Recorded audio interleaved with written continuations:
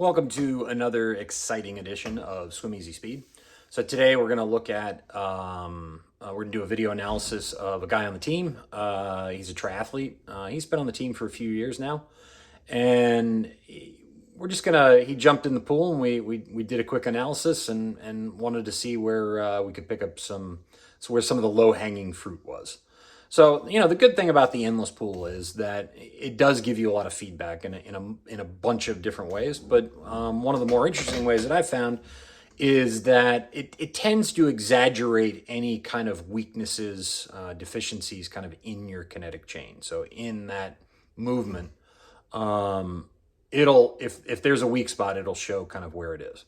And typically with older adults, people that didn't come from a swim background, triathletes, there tends to be a difficulty to get the core to engage. And so one of the things that happens is because the water is flowing and you're swimming in the current, some of that water flows over the top of your back and then pushes the back end down. So it'll exaggerate that weakness if there is one in the core. And so, what you can see from the video here is, he's got a decent stroke. He's got a fairly good movement. He's angled down in the water. So what we're really trying to do is, and I've gone over this before, is get as long and flat on the water as possible. So that gives us a number of things. It makes it so we have that really, really long water line so we can get more distance per stroke. So that benchmark of efficiency. And then the second thing is we're causing kind of the minimal amount of drag possible. Most of the drag we want to get to where it's mostly frontal. So shoulders, kind of top of the head in the water, that are causing the majority of the drag, just a lot like on the bike. So we'll go through this a little bit, but yeah, you can see kind of that angle he's at on the water. Here he is underwater, and we'll be able to see kind of right there.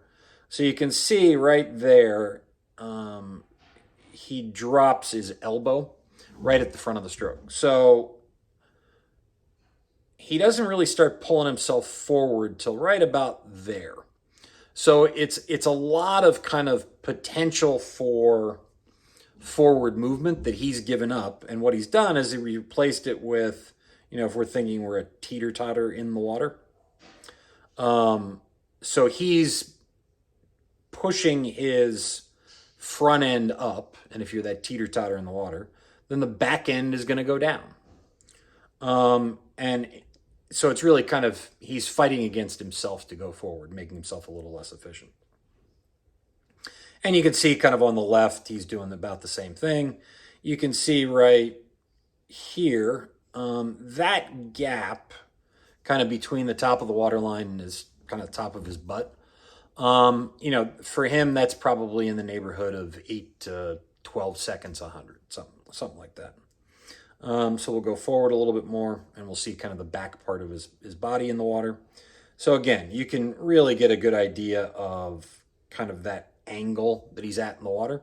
So this is all drag that he's pulling against. So it's all kind of drag that's slowing him down, that's making it so he gets less distance per stroke. He's got to take more strokes to go the same amount of distance and, make himself less efficient. And efficiency is kind of the name of the game in swimming. All right. Okay, so here was one of the first drills that we did with him. And what we did was I put the mortar on him, which is the weighted pull buoy. So you've got to squeeze it a little bit, which is going to activate your core. And then we put the Aquavolo blades on, which is a mid-palm paddle. And that really kind of rolls your hand and your arm over the stroke in the front a little bit sooner. Really helps to get into that high elbow catch position. And you can even see kind of from this video already, and this is with a 2-pound buoy on, but you can see right there, his hips are almost already breaking the surface of the water, and his heels and feet are getting a lot closer to the surface. So you're starting to get, a little bit of white water that he's churning up from the kick back there.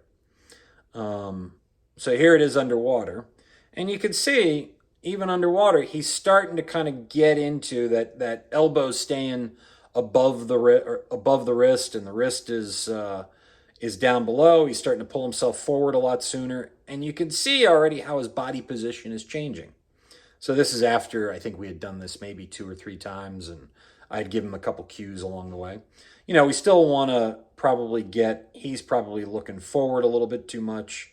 It should probably be more about like there. So you want to think about, basically looking straight down at the bottom of the pool, chin up just a little bit. So you're looking a little bit forward on the bottom, but not by much. And we'll keep on going forward. And then this last video will be him, after the corrections, and we sped up the pool a little bit. And you can see kind of, his body position is a lot better in the water. He's still down a little bit, but you can see how much higher the hips are in the water. And you can see more of his back is out of the water. So that was kind of what we worked on in that really quick session. And then he even said I think we had a practice the next day or the day after, and he was easily swimming kind of 6 to 8 seconds 100 faster in the workout, and it felt kind of the same effort. So I've included this little kind of segment at the end. We took an overhead shot, and I thought it was a good kind of illustration of how many different kind of areas you want to think in to really limit the amount of drag that you're creating. So you can see here, how far apart his feet come. And what that is just his brain and body understanding that he doesn't have a ton of stability in the water. Probably, the core isn't engaged enough, or he's putting momentum into the stroke that probably shouldn't be there. It's a non-linear kind of movement. So you're going to have to try to balance that out in some way. So you typically get that scissor kick in the back of the stroke. There was some stuff that was going on underwater too, but I'm not going to cover it in this video. But the next kind of thing that we're going to want to work on would be to really get this in here tightened up so that it's just nice straight legs right behind him. He's really balanced even on the water, and every movement that he is making is driving himself forward in a very, very straight line, laser pointer straight to wherever he's aiming to go. So we'll finish up that. You can kind of see what happens as he goes along. And some of it is, he's over breathing, trying to overcorrect a little bit there. And that's kind of what's causing some of that instability.